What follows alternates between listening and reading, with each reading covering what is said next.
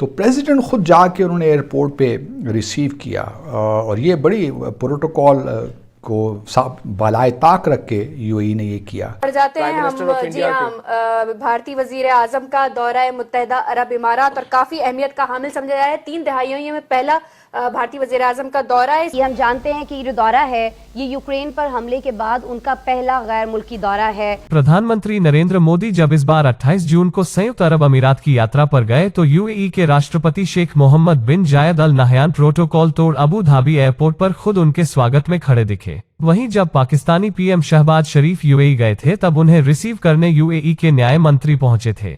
इसे लेकर पाकिस्तान में कुछ लोगों को लग रहा है कि वो अलग थलग पड़ गया है। प्रधानमंत्री नरेंद्र मोदी की संयुक्त अरब अमीरात यात्रा से पाकिस्तान को असुरक्षा की स्थिति महसूस हो रही है कि मुस्लिम देशों के बीच भी उसकी पैठ कम होती और भारत की करीबी बढ़ती जा रही है।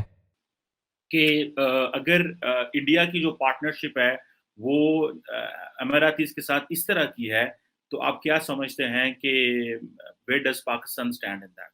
आपको पता है कि इस वक्त पाकिस्तान ने, मैं मोस्ट रिसेंटली आपको आज की खबर दे रहा हूँ, ठीक है जी, पाकिस्तान ने अमीरातीज को कहा है कि हमें बिलियंस ऑफ डॉलर्स चाहिए इन टर्म्स ऑफ कि हमें जो है वो ताकि हम जो लोन्स पे कर सकें। अमीरातीज ने उसके ऊपर शर्त लगा दी और वो कहते हैं ठीक है, आप हमसे पैसा लेना चाहते हो, ठीक है हम कर लेते हैं, लेकिन जो publicly listed government owned companies हैं उसमें हमारे शेयर्स दें, हमारा माइनॉरिटी शेयर दें। 10 से 12% शेयर उन्होंने अमीरातीज ने मांग लिया है पाकिस्तान से। ये यूएई की गवर्नमेंट ने एक ऑफर की है और बड़ी फेयर ऑफर मुझे लगती है। द रीजन बिहाइंड है आपको कोई बंदा पैसा नहीं देगा। चाइनीज ने $2 अरब का रोल ओवर किया है जो कि होना था, और फिर ये है कि अभी कुछ $2.3 बिलियन उन्होंने जो हमें रिसेंटली भेजा है। अब ये है कि पाकिस्तान जो है वो बेसिकली यूएई का फ्रेंडली कंट्री है, हमारे बड़े अच्छे दोस्त हैं, हमारे बड़े अच्छे ताल्लुकात हैं, लेकिन ज़ाहिर बात है हम वहाँ जाते हैं पैसा मांगने, हम जाते हैं वहाँ पे कर्जे मांगने जाते हैं, तो उस हिसाब से वो हमें देखते हैं कि ये भाई हमारे पार्टनर नहीं है, वो हमें जूनियर पार्टनर समझते हैं। और हमें इस चीज़ का अगर नहीं अंदाज़ा, हम क्योंकि खित्ते में बड़ा अपर हैंड रखना चाहते हैं, तो लेकिन जो वर्ल्ड जो है वो हमें खित्ते में अपर हैंड नहीं दे रही। हमें खित्ते में अपर हैंड तब मिलेगा जब हम इकोनॉमिकली सेल्फ सफिशिएंट हो गए। पड़ोसी ममालिक चाइना भी रशिया से तेल इंपोर्ट कर रहा है और गुज़िश्ता साल जो है वो 84,20,000 टन तेल उसने बरामद किया है, तो वो भी अपनी ज़रूरियात पूरी करने के लिए रशिया को सहारा बना रहा है। तो इस वक्त ऐसी सूरत हाल जब पेश आई, जब तेल महंगा होना शुरू हुआ, उससे पहले इस बात के ऊपर गौर क्यों नहीं किया गया था? इस हवाले से सवालात उठ रहे हैं। मेरे भाई, पाकिस्तान का मसला गैस का था, गैस के मसले पे गौर हो रहा था, नॉर्थ साउथ पाइपलाइन साइन हुई थी, उस मसले को हम लेके चले थे, तो ये बात इधर तक पहुंची ना। पहले आप एक चीज पे बात करेंगे, फिर अगली पे करेंगे, फिर तीसरी पे करेंगे। आप तो ये कह रहे हैं कि बच्चा पैदा होते उसकी शादी क्यों नहीं कराई, रिश्ता क्यों नहीं कराया आपने?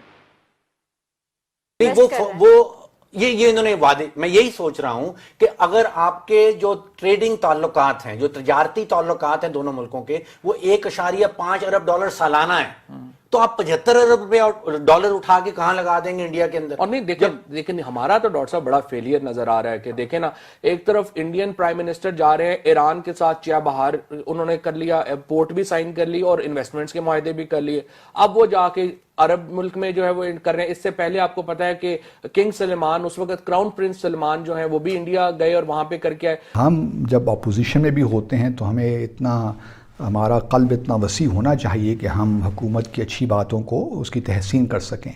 ये होता नहीं है हमारे सिस्टम में। जब हम अपोजिशन में होते हैं तो हर चीज़ हमें बुरी लगती है, और फिर देखिए ना, अब हुकूमत में आए हैं तो वही चीज़ें जो पहले कह रहे थे कि हम आइसोलेट हो गया, अब वही जो पीटीआई के ज़माने में जो चीज़ें हुई उन्हीं का सहारा लेकर कह रहे हैं कि हम आइसोलेटेड नहीं हैं। और फिर दूसरी बात ये भी करता चलूँ कि मल्टीलैटरल, बार बार यही कहता हूँ कि हमारा सारा एम्फेसिस मल्टीलैटरलिज्म पे है और फोकस हमें बायलैटरल रिलेशंस पे करना चाहिए। अगर आज हम बायलैटरल रिलेशन से फोकस करते तो शायद हमारे वज़ीर आज़म जब अबू धाबी गए 15 मई को, तो उनको भी वहाँ के सदर एयरपोर्ट पे आके रिसीव करते, लेकिन ऐसा हुआ नहीं। और ये बातें एक आम शहरी को तो बॉदर करती हैं, इसमें कोई शक नहीं है। और हम देख रहे हैं कि हुकूमत के पास, रिहा रब्बानी खर साहब ने कहा कि हम सही डायरेक्शन पे हैं, लेट्स होप कि we are in the right direction. और हम अपनी फॉरेन पॉलिसी को अपनी इकनॉमिक डेवलपमेंट के लिए इस्तेमाल करें। ये एक बड़ा चैलेंज हमेशा से रहा है और मेरी हुकूमत को शुरू दिन से यही मैंने दरख्वास्त की कि एक तो आप इकनॉमिक डिप्लोमेसी पे थोड़ा फोकस कीजिए और साथ साथ पब्लिक डिप्लोमेसी। ये दो एरियाज ऐसे हैं जिसमें पाकिस्तान हमारा कभी सही मानों में फोकस तरीके से हम आगे नहीं चले।